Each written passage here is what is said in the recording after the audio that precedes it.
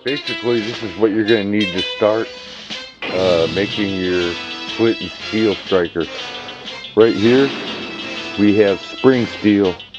It's real high carbon content. A lot of people like to use files, but I've never had a bad file in my life. What we want here is the smallest container that you dare use to quench your steel. And this, of all things, pickling salt. You saturate this this water with the pickling salt, and then you add more than what it'll actually absorb.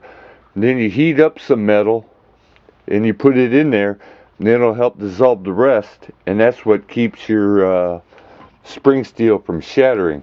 I don't know how it works. I have my own theories. I know it makes the water more dense, and I think it takes the oxygen out of the water. But I do know this, it works. It hardens that spring steel, and it makes it so if you drop it, it doesn't shatter in a million pieces. Alright, the first step is going to be to add the salt to the water. And we want to add a gob. We want to add way more than you think this would ever hold.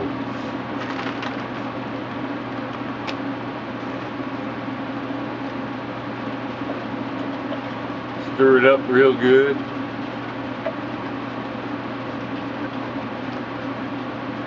What we'll do is we'll heat up another big piece of metal and make the salt dissolve even more. That'll make it more dense.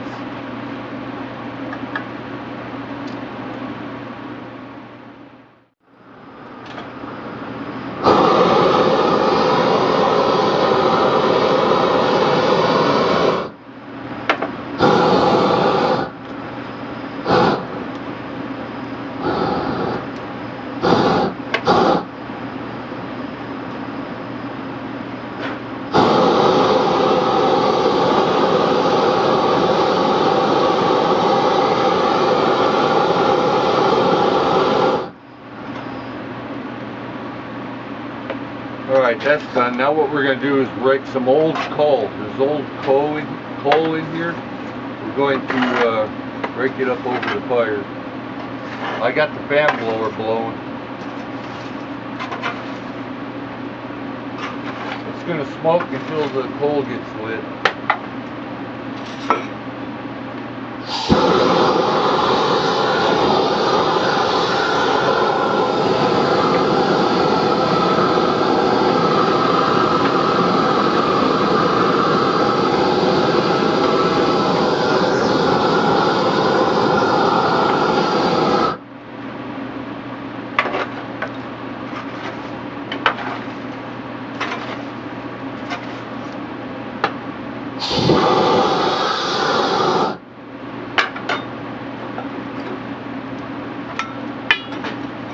Alright, we'll just let that go for a little bit. This is the chunk of metal I'm going to be heating up. It's a 1 inch by 1 inch solid square stock. I'm just going to set that on in there and let it get heating. Looks like I can add some more salt. What we also want is as little bit of water in here as you need. The more water, the more salt. And I only got one bag.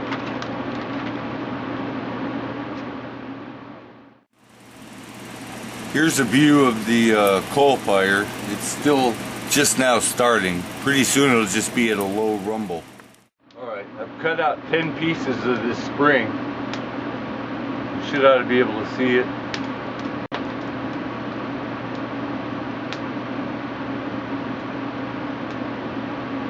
And that's what we're going to start with.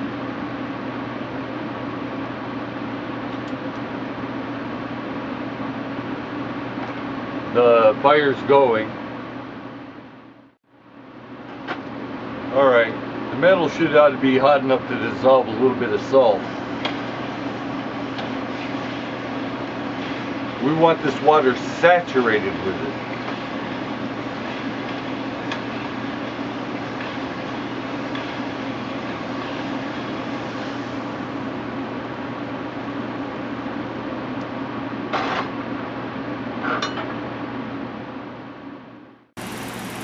I've got a pair of tongs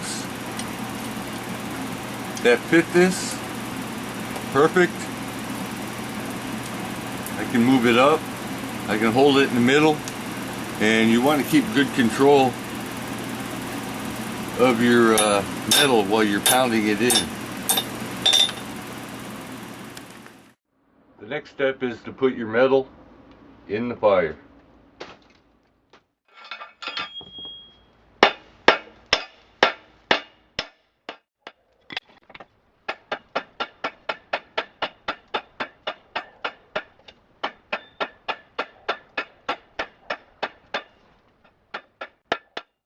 Alright, back in the fire. We don't want to stress the metal too. Let me put it up against me. We don't want to stress the metal too much by pounding it cold.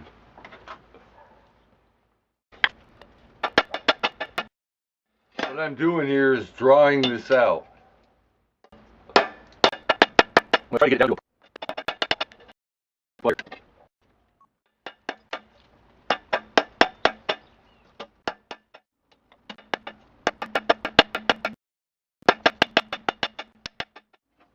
Ooh boy, I almost got this one up to welding heat.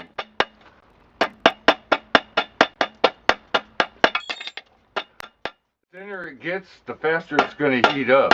I mean, you can say thank you, Captain Obvious. I'm just pointing out that.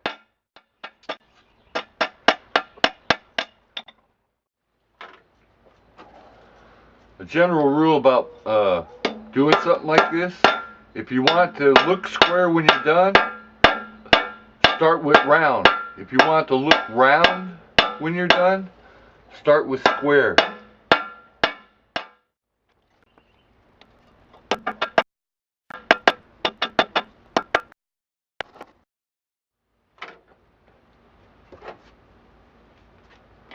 Now we're getting it down to a real narrow taper.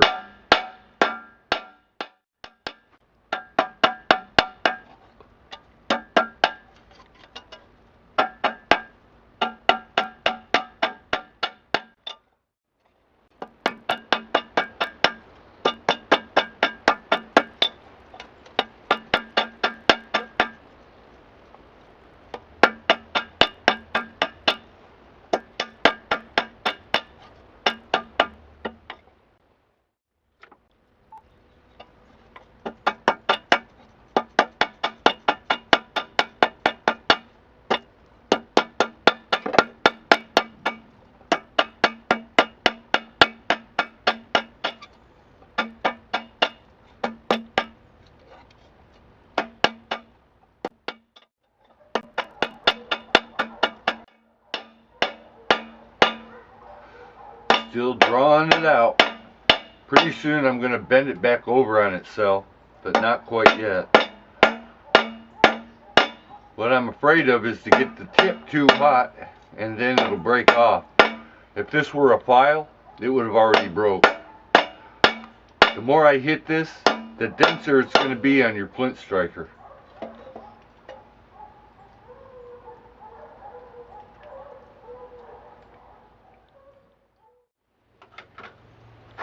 Alright, we're still working on the other side.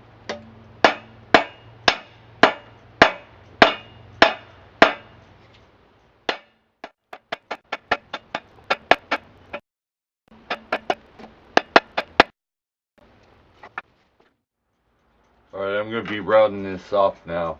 I got the other end tapered and it just needs rounding so I can bend it. The next heat will be a bend.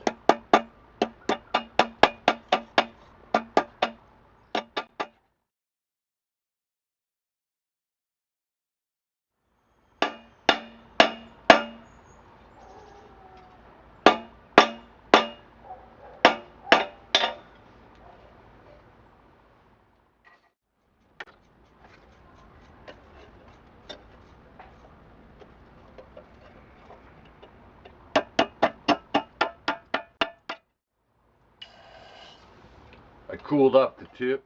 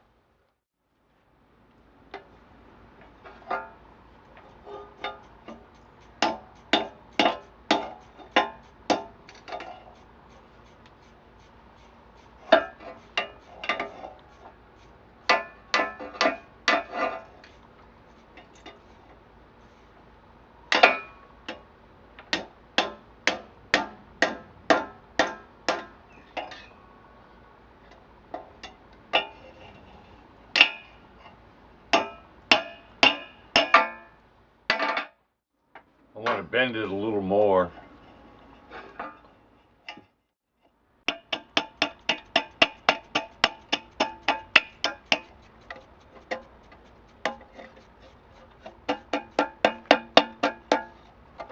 Here's what I got so far. Now I'm going to put the other end in. Alright, this is a char cloth. What happens is, this is a piece of cloth that's been burned up, and once the smallest spark hits it, it just lights up. Basically what you're going to need to have, I use jeans, but just tore up pieces of fabric, and then an old Altoid can. Now I already have one here, and I have cloth in it.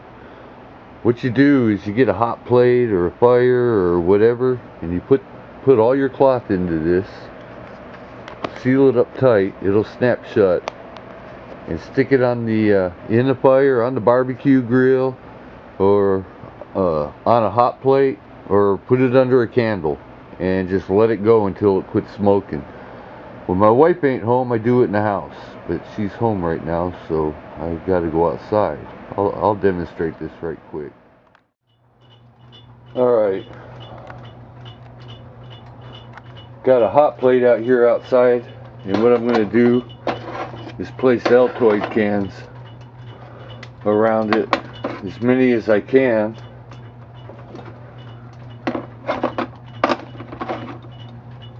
Alright, I can roughly, ooh, it's hot already. I can roughly get 4 on there. I got 2 more to go. We're just going to let that go for half hour or whatever. Whenever they stop smoking, they're done. Unplug the hot plate, let them cool off. And you got char cloth. That'll, any little spark on it will ignite it. Alright, it's going. It's just burning up gases.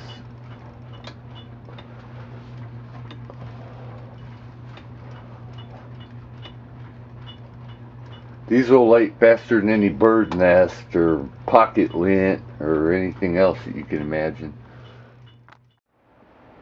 Alright, I brought them in. They cooled down a lot. And this is basically what we have. Some of them are more done than others. One's on top, but you don't want them to, you want to still see some cloth in them. Otherwise it's nothing but soot. Now back to our show. Alright, we're going to try to light a fire. Just an example. My assistant has a piece of char cloth, and let me see some.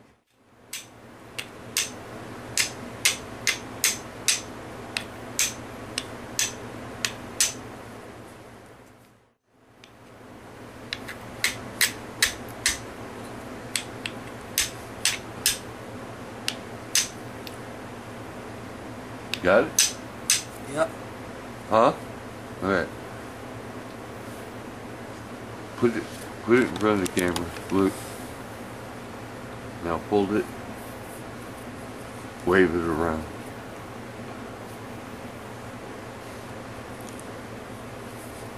And that's all there is to it, folks.